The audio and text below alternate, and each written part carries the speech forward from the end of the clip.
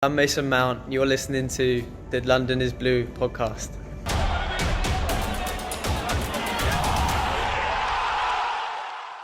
All right, Chelsea fans, welcome back to a special episode of London is Blue podcast. Always special, Nick, when we could bring our friend Nizaar Kinsella from Goal, Naz, onto the show, not once, but twice in a week period. It's just like these Premier League matches, you know, fast and furious, back to back. No muscle injuries to worry about right now. We're good. We're clear. We don't have to worry about that. Well, so far so good, but I'm not ruling it out. We still got a long way to go. So, we'll watch the space.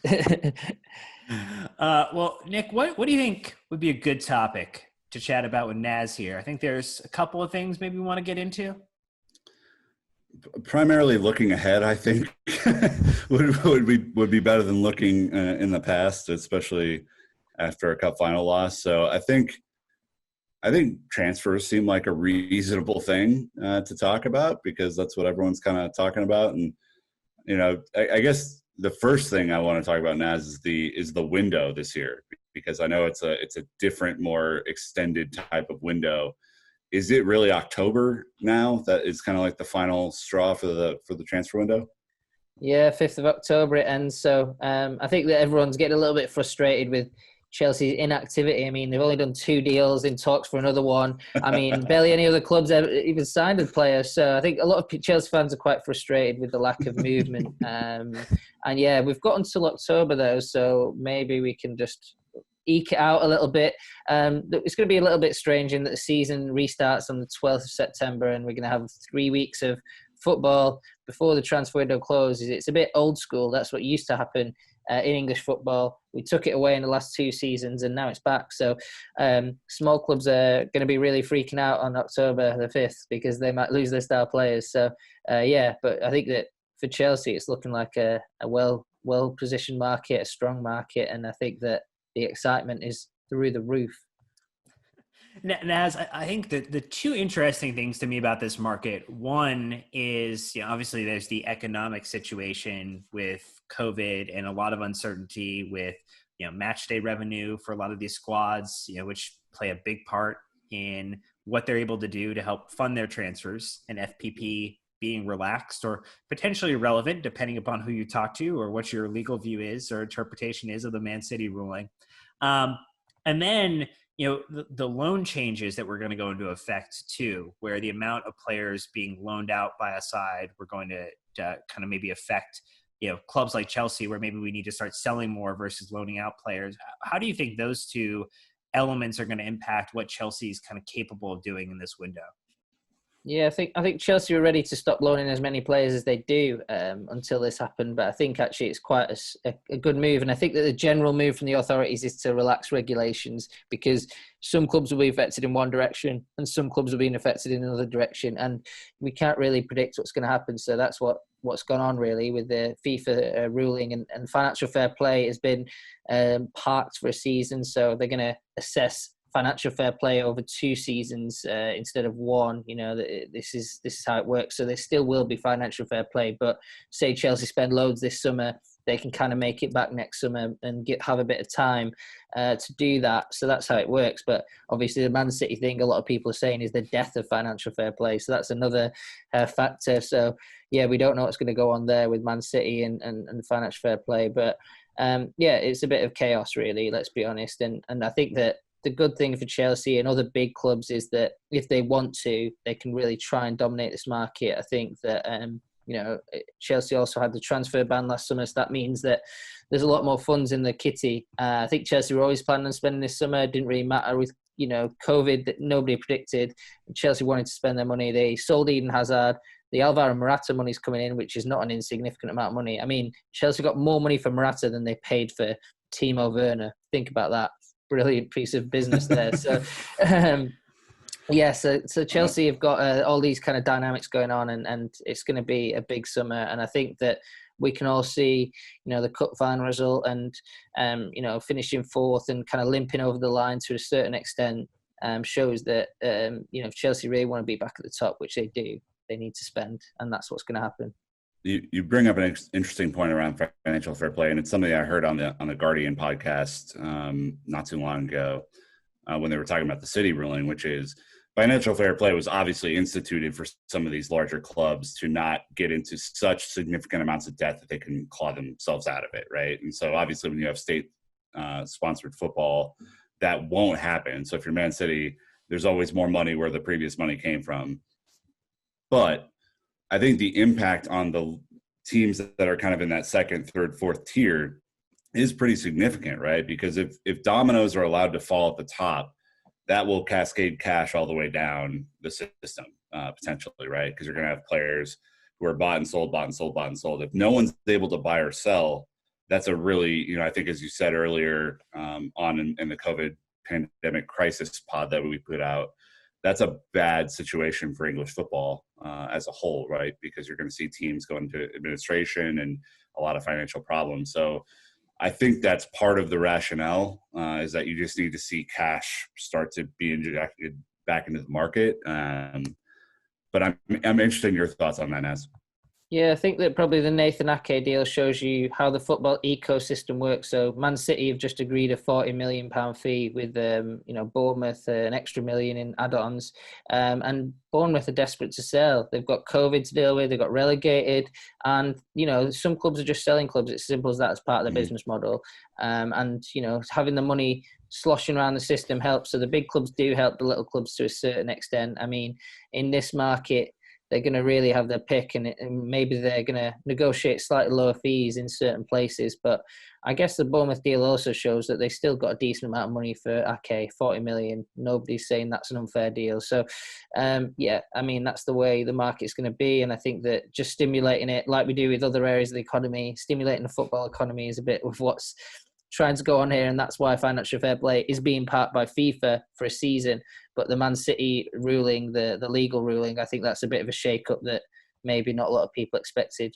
CAS have sort of maybe softened the impact of financial fair play, which might impact the game for many years to come. But Chelsea, the way Chelsea's funded, Roman Abramovich is a big benefactor of Chelsea. We all know the owner. He's taken Chelsea to this level of sensational success. So he's really the man at the heart of whether they're or not. And he's shown his love for the club. He wants to stay with the club, spend, and I think that shows commitment to me. And I think Chelsea fans are getting very excited. And this pod, hopefully, it will light up with a lot of listens.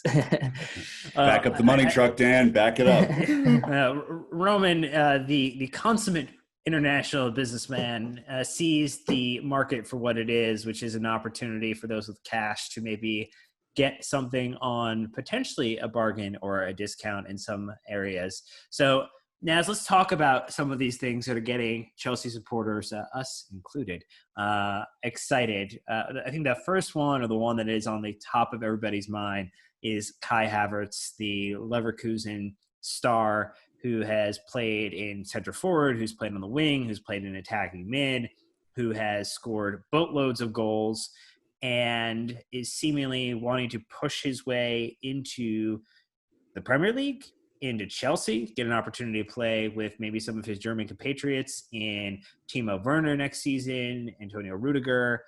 Where do you understand that deal to be? Because I think people are kind of freaking out that it hasn't happened as quickly as some of these other deals. But to me, that maybe is more just because there's not a release clause and it's going to be a negotiation because of that. But is there any other thing that maybe Chelsea fans need to be concerned about? Yeah, you're right. It's because there's not a release clause, and I guess Chelsea is still playing as well, which kind of slows it down a little bit. But yeah, there's no need to be concerned at all. It's just a case of Chelsea spending the money and agreeing a fee, and that's what we're at now. Kai Havertz wants to move. He's chosen Chelsea effectively. That's the only choice. The only choice for him is Leverkusen or Chelsea. So he wants Chelsea. So it's down to Chelsea to agree a fee with Leverkusen. They set a high price tag. I think that it will ultimately come down. Their price tag is like £90 million. I think it works out about 100 million euros, even more US. dollars. So I think that's the issue there. And Chelsea have got to negotiate down or try to as best they can. But he's a special talent. I think it's seen as an opportunity by Chelsea. It's an absolute priority, even though probably, they'd rather have a centre-back of Kai Havertz quality. They probably want a 21-year-old centre-back to come in and fix the defensive problems. But he is so good that they just have to go for it. It's like when they signed Eden Hazard. It'll be one of those real impactful signings. Everyone in German football knows that he is the man. I mean, maybe even more so than Timo Werner. He's just a superstar in the making, and probably already is a superstar. So I think that's the way Chelsea see this situation, and they see it as like a clear run. And if there was competition, maybe Chelsea would have to act quicker. And like you said, release clauses, great, easy. You get the deal done pretty quickly, and that's what they've done. But for the next targets Chelsea are going to go for that we're going to talk about in this pod, including Kai Havertz, it's going to be a battle. It's going to be longer, and it might be ugly at times. But that's what happens when you do a great big transfer. Is that we've seen it time and again. They're sagas. They call them transfer sagas. They're not join. So it's a case of that, really. I think Chelsea fans should be excited, stay optimistic, wait for the process to go through. It might be frustrating at times. There might be briefings that are negative, but ultimately I can see this deal. I think that it will get done. I'm very positive about that. So you're telling me just because I signed Kai Havertz on FIFA career mode that it's not as easy as that? Because my negotiating skills were top tier. I delegated it, and it just came back as like a 70 million pound transfer. So I was feeling pretty good. You hit the X button 3 times? Yeah, pretty much. It is interesting, Naz, because like, obviously, this is all kind of framed in the world of the most expensive transfer Chelsea's ever made, right? Because it will effectively be that, unless it comes in under whatever Kepa's final number was. I think I would just want to say, like, it's a lot of money. Even if Chelsea are flush with cash and have a bunch of reserve funds from the last couple of years and not spending, you still have to be shrewd about how you spend. You're not just going to go out and say, like, hey, I want that player, whatever it costs, because every negotiation that you do impacts future negotiations. If other teams know that you can be had from a negotiating standpoint, they're going to come in at 3-4x times valuations of the players. And so I do want to throw that out because it makes an impact on how you go after future talent. Yeah, exactly. And I think the reason that the fee will come down, I mean, if Chelsea wanted it done, they would have just paid the bigger money and it would be done by now. But that's not how Chelsea operate. Remember, Chelsea's a business, and Marina, fights for every million, literally every million. I've heard about deals that are like Chelsea trying to sell a player. He's maybe, the buying club thinks he's worth about 3 million. He's never going to play for Chelsea in a million years. Absolutely no chance. But they're still asking for 10 million. They still want 10 million. And it seems like a crazy number for that buying club. It might be a Dutch club. I think Marco van Ginkel was in a situation like this with PSV Eindhoven.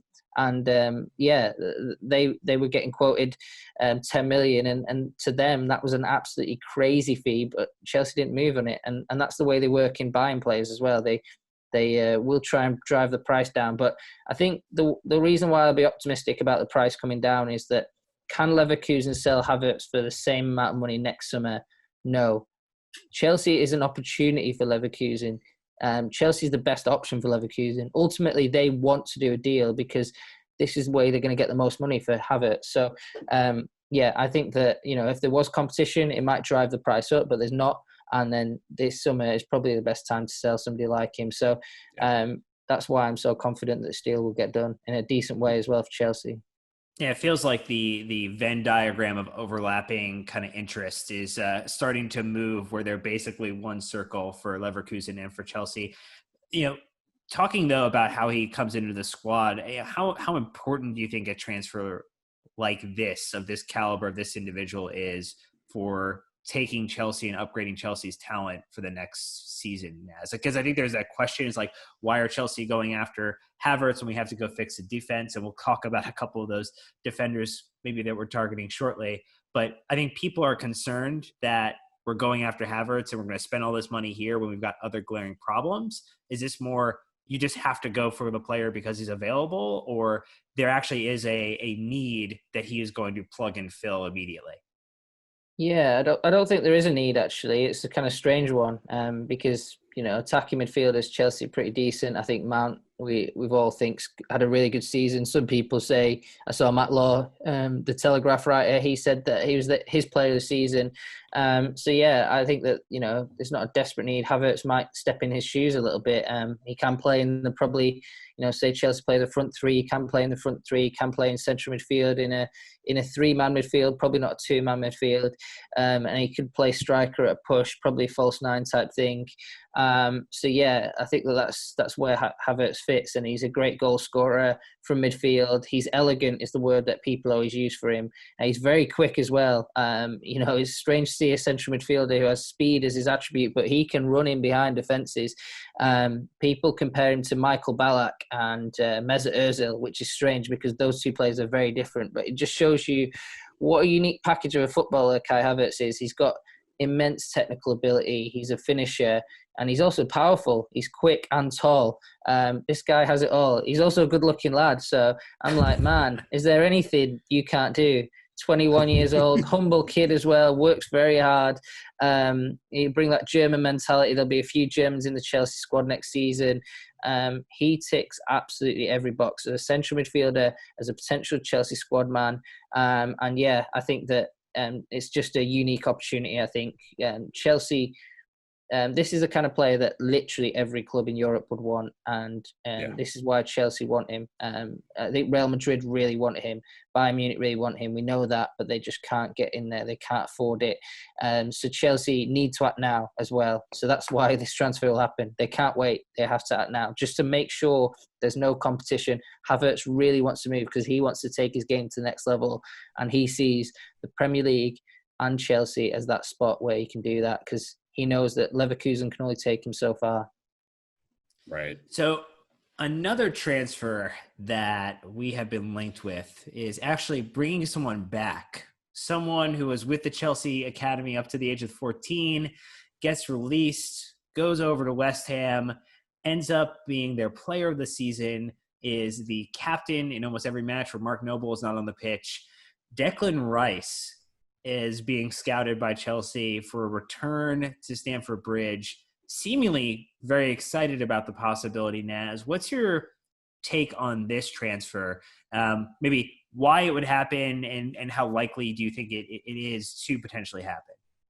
Well, I think that every transfer is less likely than the Havertz one, so that's where we're at. But Rice is a massively key target for Chelsea. I think that initially, a lot of the noise we were getting, the collective journalist community was quite sort of negative to Chelsea's chances, but it's starting to get increasingly positive just because West Ham do have to sell, and they really don't want to sell Rice because Rice is their best player, and he's just gone from strength to strength this season.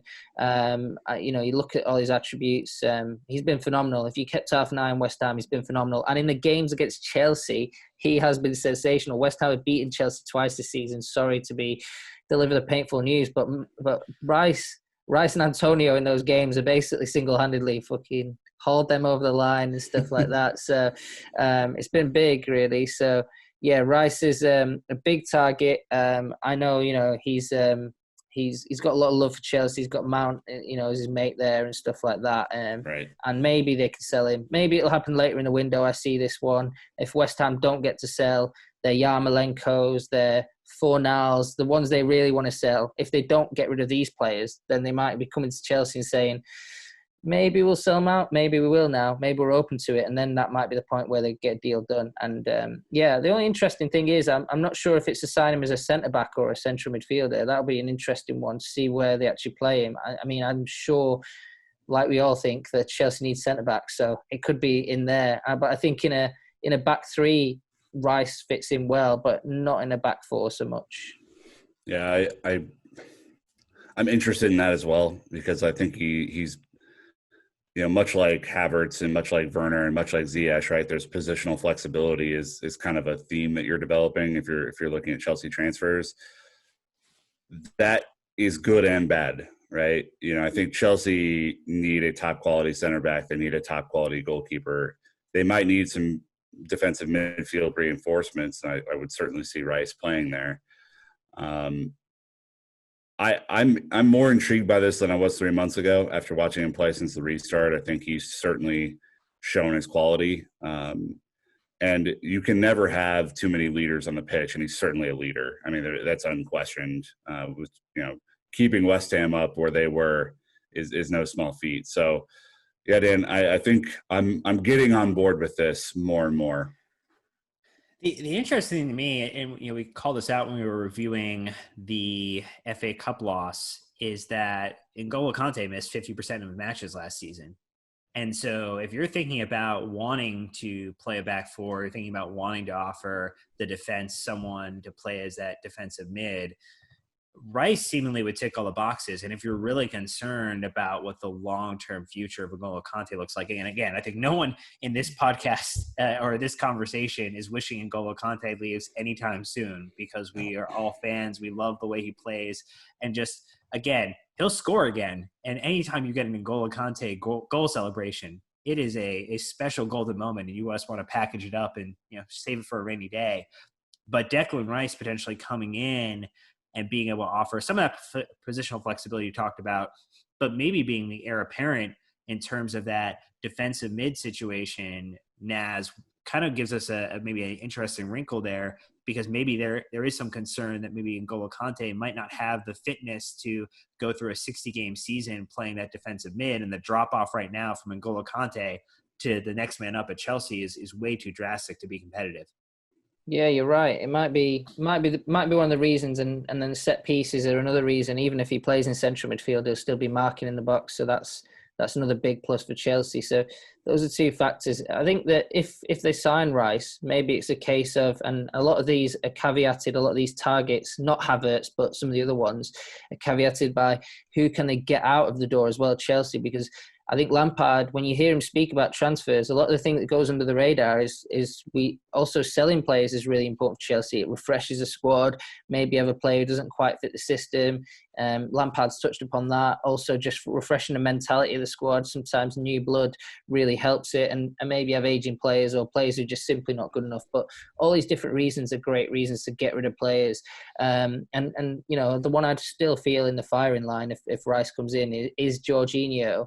And can Chelsea get rid of Jorginho? Is it going to be easy to raise that money that they spent on him, which was quite a lot? It was around 50 million, 53 million. So yeah, Juventus are the ones interested. Obviously, the Sarri connection, Sarri's son, as some Sarri haters would call him, way too harsh. But yeah, I think that might be, slightly in Lampard's mind. And I feel like Jorginho is the one that doesn't quite fit at Chelsea. He's not the best fit. I don't think he's a bad player at all. And I think that's such a weak, poor assessment that a lot of people have of Jorginho. But maybe he's just not quite the right kind of player for Chelsea. And that's not to say he's not great. So yeah, Rice in, Jorginho out could be the way it goes. But yeah, right now it's not as clear as Kai Havertz in. Kai Havertz in is the main clear transfer that we know about Chelsea right now. I think the thing you called out about Jorginho is interesting, because it's not just getting him to Juventus, because you're thinking about the fact that you have to get his amortized value off of the books. So it's the transfer fee that you paid for him plus the annual wages. So getting his wages off the books, even through maybe a loan, is going to potentially give Chelsea that flexibility to be able to bring in other individuals where, yes, you're going to have this massive transfer fee in the books over 5-6 years, whatever, but the wages are just as important to get off the bill too. So, maybe even something like a 2-year loan, or a 3-year loan, which is what we did with Cuadrado with Juventus, might be something that helps make it easier for Juventus, gets what we need off the books for Chelsea, and opens the pathway for someone like Rice coming in. Yeah, when I speak about transfers as well, a lot of the agents I've spoken to have said the key word for this transfer market is creativity. So they've got to be creative with a deal. So there's not many deals as creative as the Cuadrado loan to Juventus, which benefited both Chelsea and Juventus, and that's the most important thing with transfers most of the time. All right, so there's another name that has come up quite frequently, because an area of concern that's been highlighted is really, since the era of Ashley Cole, And Azpilicueta has deputized very well as a left back, but there has not been the heir apparent in that area for Chelsea. So, we've seen Alonso, who's done really well as a left wing back, but ultimately Ben Chilwell seems to be the name that keeps on popping up. And with Leicester dropping out of the top 4, going into Europa League, saying previously they didn't want to sell, potentially an £80 million valuation. Naz, what's the attitude on this one? Because Chilwell had a very poor return to form in post-restart. A lot of people maybe just don't like the idea of this transfer, but what's your feeling about this one? I know you kind of said that any transfer compared to Havertz is less likely to happen, but what do you think about this one? Yeah, similar. But yeah, this one, like you said, Brandon, when I put out my transfer stories about Chilwell, you get a bit of negative reaction sometimes, which is quite interesting. But I think that with the left back situation as a whole, I don't think Lampard, as we can see really, by his team selections, really fancies Alonso in a back 4. Maybe even, Alonso's basically just played when it's a wing back situation, which has been good for him. But Aspie plays there otherwise. And then Emerson isn't even in the picture. And I don't really see Emerson as a bad player, but he is quite short, and Chelsea are already struggling at set pieces. So I wonder if that's part of the picture with Emerson. And yeah, again, when we're talking about signing left backs, something's got to give. One of them has to leave, and I've heard even Zappacosta might come back because Roma can't afford to keep him on loan currently. So that's a concern. Wow, that's from the past there. Wow. Yeah, you forgot about that guy. So yeah, these are some issues. I actually think Chelsea's issues are in selling more than buying. It's just so hard to find a buying club in this market with COVID and the economic effects. But with Chilwell, he's 100% the main target, and I'm kind of, I've been trying to look into some of these other guys that have been linked with Chelsea: Tagliafico, Gusens, Cucurella, and there's not really anything moving around those guys. They're absolutely quiet from a Chelsea perspective. They have other interests from other clubs as well. So Chelsea kind of do need to act eventually if they want to get these guys. And yeah, the Chilwell's just the main man, and it's just the man Chelsea are completely focused on. And I'd say there's negatives to all the transfers, and the Chilwell negative is he's very expensive. Leicester don't want to sell. Leicester's a rich club. They're not like West Ham. They're not struggling. They're not trying to sell players to prop up in the market. The Europa League was still a decent achievement for them. Their owner's rich. They've still got that Maguire money burning a hole in their pocket, thinking, what are we going to do with this? And Maguire is a sort of example that shows you how hard it is to sign from Leicester. I think Chilwell wants to move, from everything I've heard as well. So that's something that's in Chelsea's favour, but he's not really done anything to act out or act professionally. He's been totally a great pro there. And maybe that would help Chelsea if he just sort of said, I don't want to play, I want to move. All this kind of stuff might sort of, hurt his reputation in the short term, but help the transfer as well. But he's not. I don't know if he'd be willing to do that. So I think that's the situation we're at. We're at a bit of a sort of Mexican standoff with this one. But I think that Chelsea are going to stick at Chilwell for a bit. I think that, when we're talking about transfers in defence, who's done the best with transfers in defence? Liverpool. Virgil van Dijk. They kind of stuck out for him for ages and ages, and everyone was saying to Liverpool, why aren't you signing centre-back? You can't get Van Dijk, he won't come. And eventually they ended up paying a really high fee and getting the man they wanted, and he was a game changer. In a way, maybe Chelsea see Chilwell as that. And I'm kind of in two minds if they're going to sort of blink and sign a Tagliafico, who I'd probably say is available at a really good price. I think he's available around 22 million. They're either going to blink or they're going to stick on the Chilwell path. And right now they're totally on the Chilwell path. There's no veering from it. But Tagliafico is available. They could go in. If a club makes a bid for Tagliafico, Chelsea might say, look, we've got to go in as well. Say Atletico Madrid want him. Say Atletico Madrid agree a fee, then Chelsea could go in and agree a fee alongside that. And maybe that's the point where they go and do a deal like that. But certainly Chilwell's number one. That's kind of the point though that I wanted to make, Naz, right? Is you're talking about 80 million for Havertz, you're talking about 50 to 60 million for Rice, you're talking about 60 some million for Chilwell. That's not a realistic, like, you're not bringing in 500 million pounds worth of transfers in one window, right? So like one, the numbers have to add up, and that the Chilwell numbers always stuck out to me as an absurd number, especially as you looked around it, like your Tierneys and your Robertsons of the world that were very low transfers, very high upside players. Second piece is Chilwell's not been very good. I mean, genuine, his form's been pretty bad. And obviously, you know, the injury at the end of the season didn't help or anything, but I've always struggled with this one because I think outside of the first, you know, kind of 40% of the season, he didn't really do the business. Yeah, well, I think the problem is Maguire's was worth a lot to Leicester, and he definitely wasn't worth 80 million that Man United paid for him. And Chilwell similarly is worth a lot to Leicester, and it's the same sort of process that's kept Wilfred Zaha at Palace, because he could have moved on to a big club a long time ago, but they just see him as worth so much money that nobody's willing to pay, and maybe Chilwell's stuck in this place. But I think that with Chelsea, they're trying to wait it out, see what they're going to do. And maybe, you know, with the other transfers, the other players they've been linked with, there's a risk with all of them. They'd be stepping up in level big time. I mean, Chilwell, at least he's played in the Premier League. At least he's played in big games against Man City, Liverpool, etc.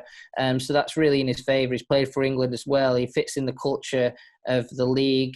He would fit in the squad, great age. You know, there'll be seller value, even if he's a bit of a failure. Chelsea would probably get 30 million for him easily. So there's an element of, you know, advantage there. If you sign Tagliafico, there's no sell-on value. So even though it's a great fee, there's no sell-on value. And he's stepping up in league. Yes, he's an Argentinian international, but he's stepping up in league.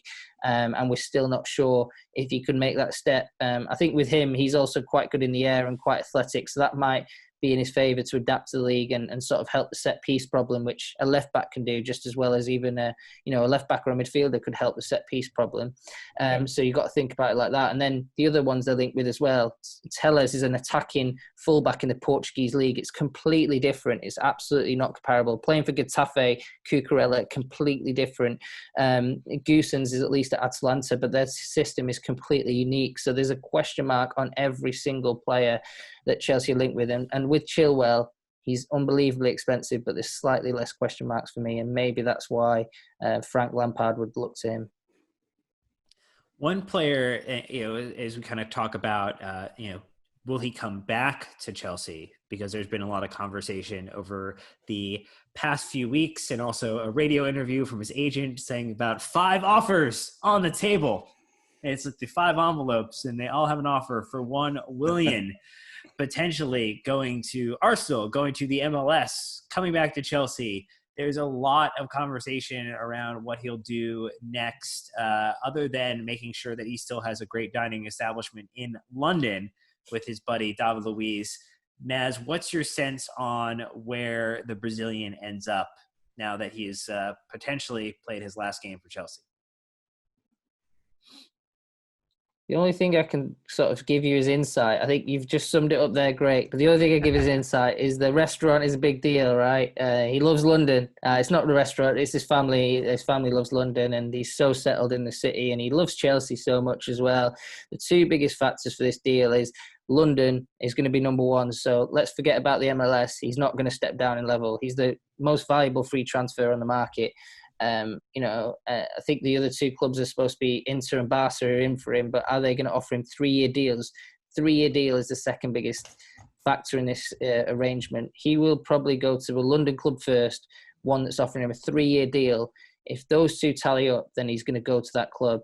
And I think that the reason why the agent didn't name the other 2 clubs was because they were London clubs and they were Arsenal and Tottenham.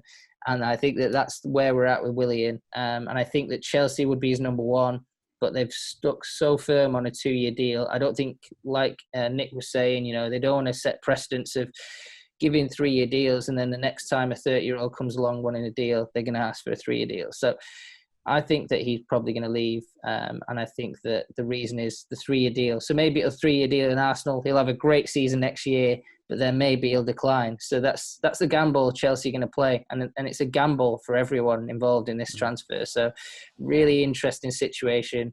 Great player. But yeah, that's the dynamics of the situation. And we don't know what's going to happen yet. I think that he's going to wait until after the Champions League game. I think it was a slip of the tongue for the agent to say after the FA Cup final to decide.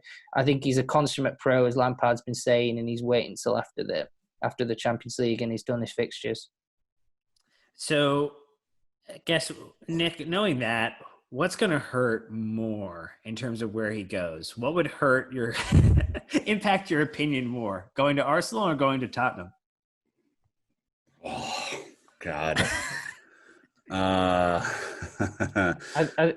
I think Arsenal are favourites because they've got that relationship with the agent as well. So maybe I'd put them as favourites. Well, I hate them more personally, so I think Arsenal would hurt. But seeing him with Jose again that'd be tough to swallow for sure.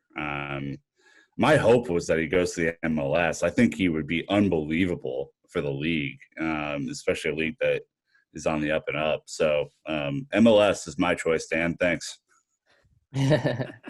Nice. Inter Miami struggling though. I think Inter Miami is struggling, right? Beckham definitely wants them. They could use a forward. He would kill it in Miami too. Just like culturally, like when we interviewed him a couple of years ago, he talked about how he loved Florida, and I got the sense that MLS could be a thing that was on his radar. But yeah, it's interesting that popped up right now because Inter Miami have not scored any goals this year, so he'd be like a top value player. MLS is good, but not yet. I think that's the situation. Bit like Seska when he left Chelsea as well. Mm-hmm. Yep. So one of the other hot topics is what happens now with another international, a Spanish international in Kepa Arrizabalaga, who has been enjoying more of the bench this season than he saw last season under Sarri, and has seen a 38-year-old Argentinian, Willy Caballero, come in and be the starting goalkeeper after a little bit of a regression of form. What's your sense on if Chelsea can move Kepa, even if it's on loan? Because we've talked about how difficult moving players are going to be this window, and if they are considering a backup, it doesn't seem very likely, or a replacement. It doesn't seem likely like someone that like Oblak makes sense financially. Like that doesn't make sense at all. But maybe some of these other names that are floating out there about who Chelsea might be circling at the moment. Yeah, I think Chelsea have always liked Oblak, so he's always been on the club's radar. I think there's quite heavy rumours, and I didn't verify them at the time, but I know Chelsea really like Oblak now, but there's heavy rumours that they wanted him before they signed Kepa, and they also wanted Alisson as well, and they end up with Kepa.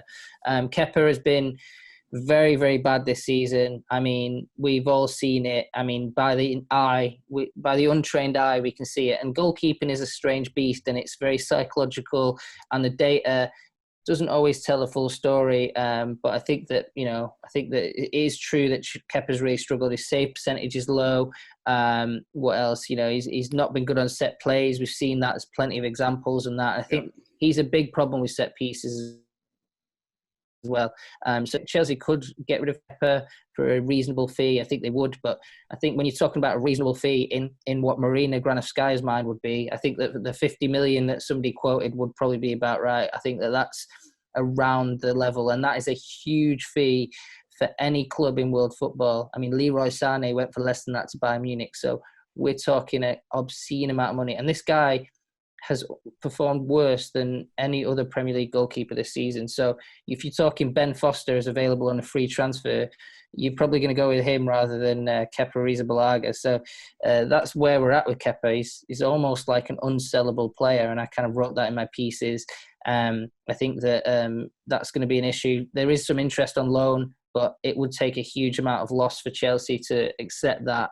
And they might just go for that anyway. They might just say, look, we're going to have to make a loss, but it's such a difficult one, really. I don't know what they're going to do with the goalkeeper. There's no clarity. Nobody's really got a solid line on them signing a new goalkeeper. I think Nick Pope is not a realistic target. He's going to be very expensive, doesn't play the right kind of football at Burnley that he could play at Chelsea. Chelsea are a possession team. They've not changed under Lampard. They're still a possession team. Nick Pope's not like keeper. But Andre Onana is probably the most realistic target, and I could see them trying to sign him. But yeah, like we said, players from the Dutch league, there's a question mark on that as well.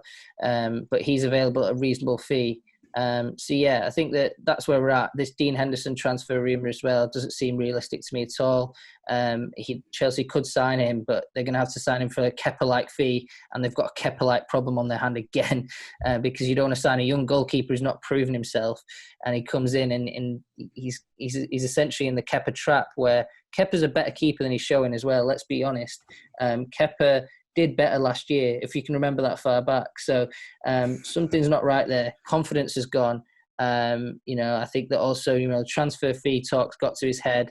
Maybe even Lampard's style of play isn't as good for him as what Sarri did. So I think that, the defence have been vulnerable as well. So all these factors have played into a perfect storm where this keeper, who is a talented goalkeeper, has just turned into possibly the worst in the league, and that is a big thing to say, and it's really sad to see, and it's a really hard problem. And I think maybe that Chelsea fans are going to have to be accepting that some problems will be fixable for Chelsea in this transfer market with the amount of money that Chelsea have got and with the ambition they've got, but not every problem is going to be fixable, and this one might be the hardest of all. So 100 million plus for All Black is off the table, you're saying? I mean, it's a bad situation. He has 5 years left on his deal too. I mean, so there's no leverage at all whatsoever. What might be best for him is the loan situation, just to maybe have a change of scenery, reset his mind a little bit, and maybe see if he comes back a different keeper than he is right now. But it's clear that the environment's not working for him, or that he's not working hard enough to make it in the environment. So I don't know what to do with that. I think the loan thing you said's right as well. Chelsea need a way of him getting his value back. So maybe it's a case of he plays next season and he's not great, but he's not as bad, and his value recovers a little bit. Or maybe he goes on loan and does pretty well, and his value recovers pretty well. But it's never going to be 72 million ever again. This is the only time he's going to be worth 72 million. So, yeah, it's an interesting one how Chelsea handle this. And Chelsea rarely accepts a big loss on players. Usually they get them out of the door these days relatively easily, but this one might be the first one where they have to go a bit against their typical culture and accept the loss. So it sounds like to me, from what we're kind of talking about, is there's a couple ways that this might happen and unfold for Chelsea. One, we're most likely not looking at a Nick Pope, a Dean Henderson, an Oblak. So we should just take those type of goalkeepers off the table. It sounds like the goalkeepers in the range of 20 to 35 million pounds at like a maximum is probably what Chelsea have earmarked with the Onana potential. Tall, plays in a possession-based team, so is going to potentially plug and play a little bit more easily, even if there's the concerns around play style. But Kepa's real solution is how did Chelsea return value to his number, what his magical transfer number would be, so that we can get out of this as cleanly as possible. And I guess if it's not a loan, is it maybe trying to bring someone in like an Onana or like a Foster who's going to play the one, and maybe Kepa plays relatively like cup minutes or things to try to build his value back up, like when the market stabilizes next season? Because it just doesn't seem realistic that we're going to move that much of a massive contract in this window. Yeah, and I think that COVID's really hit the market as well. So maybe next summer there'll be a bit of a recovery and teams will be willing to spend a little bit more than they are this summer. So that's another factor with Kepa. And I think, like you said, that's probably a good scenario that might play out, is that they do sign a goalkeeper, but they also keep Kepa. And I know that Onana's willing to fight for his place, and he'd probably back himself to beat Kepa in a 1v1 situation. But the way Lampard could play it, and some clubs do this, a lot of clubs have great number ones and great number twos, and they just play them off each other really, really hard, and it'll be a bit of a fight. And whoever wins the fight keeps a shirt, and then you look at solving the problem. I mean, remember when Courtois and Cech fought for the spots as well? That was exactly what happened. And Cech lost out, Chelsea's legendary goalkeeper, and that might be the way they play it next season. That's probably the most likely outcome, I feel, as well. So I'm not sure what's going to happen there, but I feel like they're focusing on Havertz now, and I feel like they're focusing on Chilwell next. And I think that maybe this will be the third one that they look at. So we've talked a lot about everybody maybe coming in. Is there anyone else who might be on the way out, players that you think are kind of maybe close to securing either that loan or that sale? I know you talked about the need in this market to be creative, but what's your sense on maybe some of the first players that we'll see make a move on from Chelsea now that the season is really getting close to wrapping fully? Yeah, I don't think anyone's close. But I think that, that Chelsea might use these players as swap deals as well. So it'd be interesting to see. There's some talk that Rice, Chelsea have been trying to offer like Ross Barkley and Michy Batshuayi in a swap. Certainly Michy would be right for a swap, and he's pretty much come to the end of the road of his Chelsea career, one way or another. It'd be interesting to see what happens there. Barkley maybe with that is an outsider to go, but he has been quite good at the end of the season. I still think Giroud's got a slight chance of leaving. That could happen. I think he'd probably stay, but he could leave for a fee, which is a great thing that Chelsea did to sort of keep hold of him for another season, because he's got him over the line in this top 4 race, and now they can sell him or keep him for next season. Great form. Those guys, obviously the left backs, both I think that Chelsea would listen to decent offers for. But again, we're talking decent money for Emerson's probably, I think he cost Chelsea 24 million and Alonso cost 23 million. So that's the sort of fees we're talking about for these guys. And in the COVID market, it's quite a lot of money. I think that those are the main ones. The centre-backs, there's a question mark on the centre-backs as well. Rudiger, Christensen, even Zuma. There's a slight chance that one of those could leave if there's a top centre-back comes available and Chelsea go in. I don't think they will, but they could. There's definitely a question mark, especially with Christensen and Rudiger, because they've got less than 2 years left on the deal. So there's a potential there.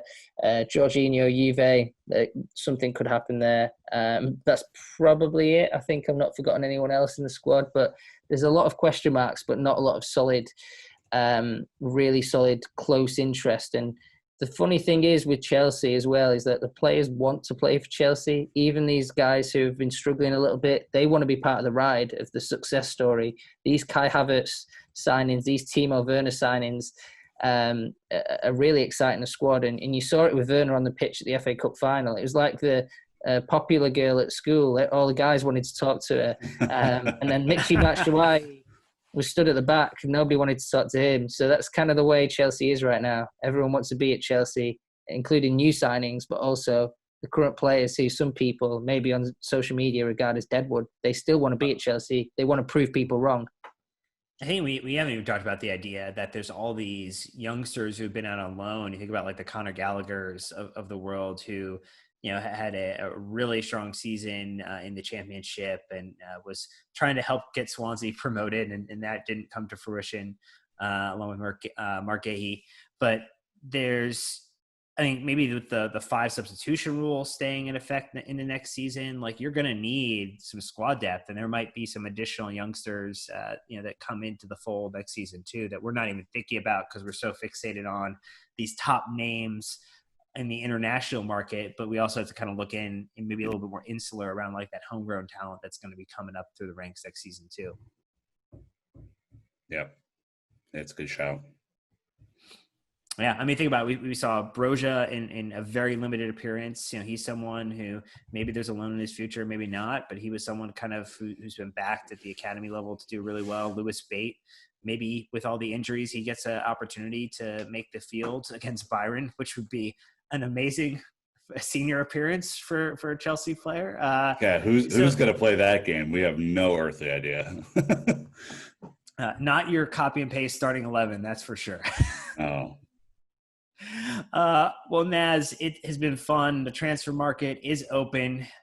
We know that everyone should be following you if they're not, to keep up to date on what's happening, because you always break it super, super quick and keep us all honest in what we should expect too, which is nice. You're not hyping up things that are never going to happen. So thank you for that and your contribution to our community, also for your friendship too. It's been great to chat with you again and see you.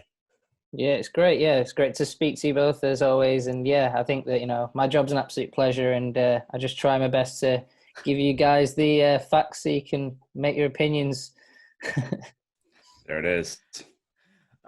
Nick, you're here anyway. So yeah. Thanks, I guess. Thanks, Dan. Appreciate that. You're welcome.